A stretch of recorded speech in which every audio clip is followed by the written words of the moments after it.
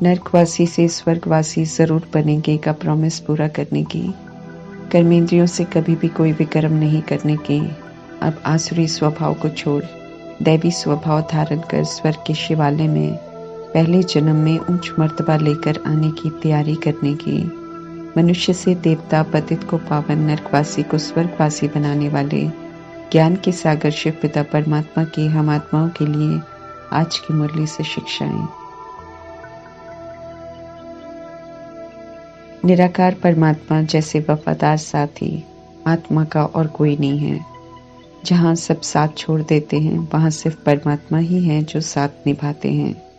परमात्मा सत्य हैं, वफादार हैं, इसलिए रिटर्न में संगम युग में हम आत्माओं से भी वफादारी की उम्मीद रखते हैं, क्योंकि वफादार रहने में ही हम आत्माओं का कल्याण है। कल्प में एक बार संगम युग में परमात्मा का संग मिलता है और कल्याण अर्थ मिलता है।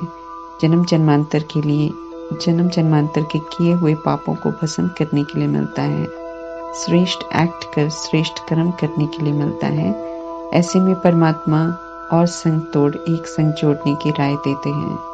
परमात्मा का संग सत्य का संग है, इसलिए बीच में झूठ का संग नहीं चाहिए। एक परमात्मा से प्यार करना माना बीच में कोई और न हो। संपूर्ण वफादारी का सबूत देने का समय अभी संगम युग है। परमात्मा निशानियां बता रहे हैं संपूर्ण वफादार आत्माओं की। उनके संकल्प, उनके स्वप्न में भी सिवाय एक परमात्मा के और सिवाय परमात्मा के कर्तव्य के और कोई नहीं होता।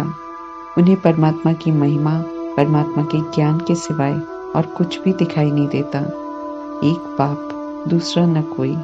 अगर हमारी बुद्धि की लगन सदा एक परमात्मा संग हो, सच्ची लगन हो, तो दुनिया के अनेक संग का रंग लग नहीं सकता है। पहला वायदा जो परमात्मा करने को कहते हैं वो है कि और संग तोड़ अब एक संग जोड़।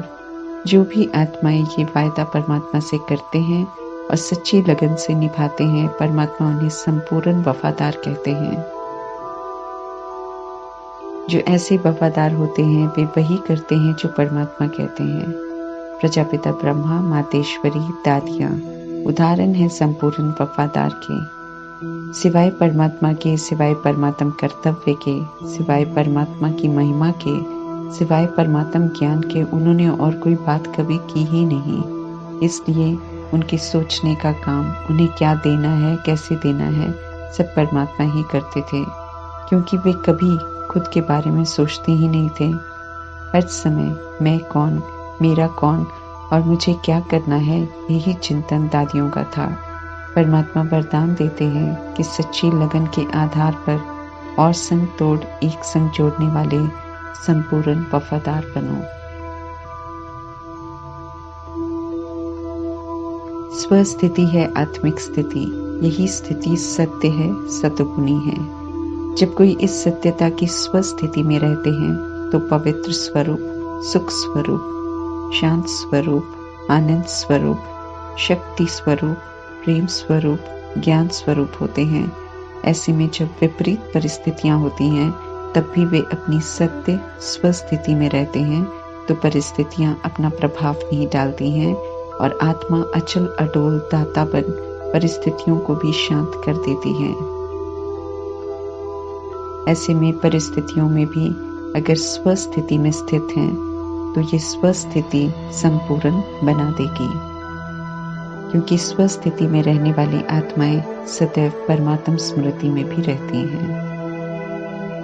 श्रेष्ठ तकदीर बनाने की विधि बताने वाले परमात्मा स्मृति दिला रहे हैं कि उनके पास हम सब राजाई घराने की तकदीर बनाने आए हैं। इसलिए समझा रहे हैं कि हम जितना उनकी याद में रहेंगे, जितना हम पढ़ाई पर ध्यान देंगे, पढ़ाई को धारण करेंगे, उतना हम आत्माओं की तकदीर श्रेष्ठ बनती जाएगी।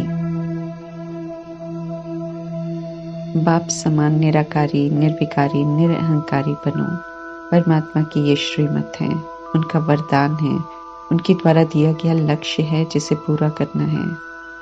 जो इस श्रीमत का पालन करते हैं उनकी तकदीर 21 जन्मों के लिए श्रेष्ठ बन जाती है।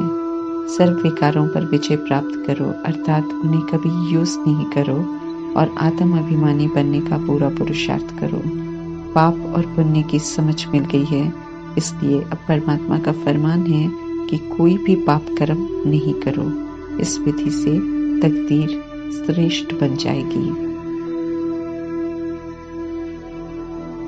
जिन आत्माओं ने अपनी श्रेष्ठ तकदीर कल पहले बनाई थी, उन्हें जब परमात्मा का परिचय मिलता है तो उन्हें ये स्मृति आती है कि परमात्मा के पास भी तकदीर जगा कर आई हैं।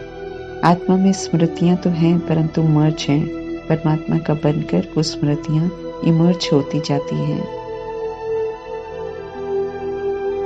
ज्ञान के सागर परमात्मा पढ़ाते हैं तो पतित नरकवासी मनुष्यों को पावन स्वर्गवासी देवता बनाते हैं। देहधारी पाप टीचर गुरु की मत अलग अलग होती है, इसलिए संगम युग में परमात्मा ही पाप टीचर गुरु बनते हैं और श्रेष्ठ मत देते हैं। उनकी ही एक मत पर चलकर आत्माएं श्रेष्ठ बनती हैं। श्रेष्ठ तकदीर बनाने वाले नई दुनिया की राजधानी में आते हैं। परमात्मा से राजयोग सीखकर, उनसे शक्तियां प्राप्त कर, उनकी श्रीमत प्रमाण शक्तियों को यूज कर निर्विकारी बनते हैं। आधा कल्प भक्ति करते हैं तो परमात्मा मिलते हैं, उनका ज्ञान मिलता है। तकदीर जो हमने बिगाड़ ली थी अब उसे बनाने की समझ मिल रही है। हम सब बहुत ही पाप आत्मा बन पड़े हैं, इसलिए परमात्मा कहते हैं कि अब मुझे याद करो। निश्चय होना चाहिए कि निराकार परमात्मा हमें पढ़ा रहे हैं। जैसे हम आत्माएं शरीर का आधार लेकर ही बोल सकते हैं, ऐसे ही निराकार परमात्मा भी ब्रह्मा का आधार लेकर हम जीव आत्माओं से बात करते हैं। अगर परमात्मा भी हम आत्माओं की तरह अपने लिए शरीर लेते तो कलयुग के दलदल से कौन निकालता। परमात्मा जन्म मरण के चक्र से न्यारे रहते हैं। आत्माएं भिन्न भिन्न शरीर लेकर पाठ बजाते हैं। आत्मा चैतन्य है, जब शरीर में होती है तो शरीर चलता है। आत्मा नहीं है तो शरीर कुछ नहीं कर सकता है और मुर्दा कहलाता है। देह के झूठे अभिमान को छोड़ परमात्मा कहते हैं कि देही अभिमानी बनो। परमधाम निवासी हैं कि समझ देकर परमात्मा कहते हैं कि अब दृष्टि वृत्ति को श्रेष्ठ बनाओ। कोई पवित्र नहीं है, किसी में दैवी गुणों की दिव्यता नहीं है, इसलिए कोई भी अपने को देवी देवता धर्म का नहीं कहता है। जो भारतवासी थे, पवित्र गृहस्थ धर्म में थे, जन्म मरण के चक्र में आकर खुद को भूल जाते हैं और रावण राज्य के पराये धर्म को अपना लेते हैं। विकारी बन जाते हैं, इसलिए उन्हें याद ही नहीं रहता है कि कभी संपूर्ण निर्विकारी महाराजा महारानी का राज्य भी था। हर बार जन्म लेते हैं तो पुराना भूल जाते हैं, तभी तो नीचे गिरते हैं। अब जो उल्टे कर्मों की रिकॉर्डिंग की है उस पर सही रिकॉर्डिंग करनी सिखा रहे हैं परमात्मा। अभी अनादि आदि स्मृति से अच्छी रिकॉर्डिंग करेंगे तो वर्तमान भी अच्छा हो जाएगा और भविष्य भी अच्छा हो जाएगा। हर किसी को अपना अपना पुरुषार्थ करना है। पुरुषार्थ के प्रमाण प्रारब्ध बनती है। उस प्रारब्ध को किसी से भी बांट नहीं सकते हैं। जो जितना पुरुषार्थ से कमाता है उतना ही प्राप्त करता है। परमात्मा वैकुंठ स्थापन करते हैं, उसमें उच्च मर्तबा हमारे पुरुषार्थ अनुसार मिलेगा। परमात्मा से लगन की याद है तो योग अग्नि का कार्य करती है और विक्रम विनाश होते हैं। आत्मा पवित्र बनती है, सच्चा सोना बनती है। ओरिजिनल में सच्चा सोना थी तो गोल्डन एज दुनिया थी। 8 बार शरीर लिए तो आत्मा का नयापन तो खत्म होता जाता है, धीरे धीरे फिर सिल्वर एजेड बनती है। यहाँ 12 बारी शरीर छोड़कर लेकर आत्मा की कला घटती है। देह का भान आता है तो आत्मा कॉपर एजेड बन जाती है। देह का भान आने से जन्म 21 हो गए। आत्मा की कलाएं शक्तियां घटती हैं तेज गति से। जब आत्मा में देह का अभिमान बढ़ता है, विकार बढ़ते हैं, पाप कर्म बढ़ते हैं तो आत्मा को हिसाब चुकतो करने के लिए कलयुग में 42 बार गर्भ जेल में जाना पड़ता है। आत्मा स्व की पहचान से बिल्कुल विस्मृत हो जाती है, दुखी अशांत हो जाती है। तब परमात्मा ड्रामा में एंटर करते हैं और सत्य से परिचित कराते हैं। अब समझ से आयरन एज की, कॉपर एज की मैल को उतार कर सतों तक पहुंचना है। वहां पहुंचते ही कर्मेंद्रियों की चंचलता समाप्त होती है, फिर और अच्छा पुरुषार्थ कर सतो प्रधान बनना होता है। आत्मा देह अभिमान और विकारों से मैली होती है तो दुनिया और तत्व भी मैले हो जाते हैं, जिसके कारण शरीर भी विकारों से मैले मिलते हैं। अभी नर्क के आकर्षण को छोड़कर परमात्मा कहते हैं कि स्वर्ग की तरफ देखकर पुरुषार्थ करो। जो अभी पुरुषार्थ नहीं करते हैं, परमात्मा का नहीं बनते हैं, उनके लिए कलयुग को आग लगती है, जिसमें बारिशें, बाढ़, भूकंप और आग लगती है। इस विधि से उनके हिसाब किताब चुप्त होते हैं और वे पतित से पावन बनते हैं। पावन बनकर फिर वे भी घर जाते हैं। पतित बनकर जो बिगाड़ा है वो अब पावन बनकर हमें सुधारना है। अभी परमात्म ज्ञान से हमें समझदार बनना है, शक्तिशाली बनना है। जैसे परमात्मा समझाते हैं ऐसे ही औरों को भी समझाने की समझ दे रहे हैं। उसमें हमें अपना कुछ भी मिक्स नहीं करना है।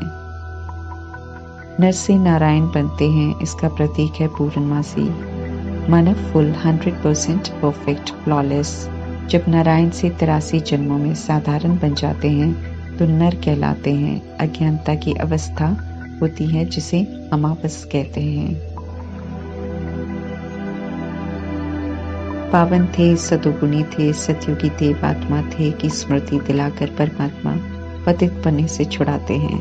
परमात्मा ये नहीं कहते हैं कि क्रोध को, काम विकार को, लोभ को, मोह को, अहंकार को छोड़ने की मेहनत करो, बल्कि परमात्मा कहते हैं कि खुद को अपने अनादि आदि स्वरूप की विशेषताओं को याद कर पक्का कराओ कि मैं हूँ ही शांत, पवित्र, संतुष्ट, न्यारी, देही, अभिमानी।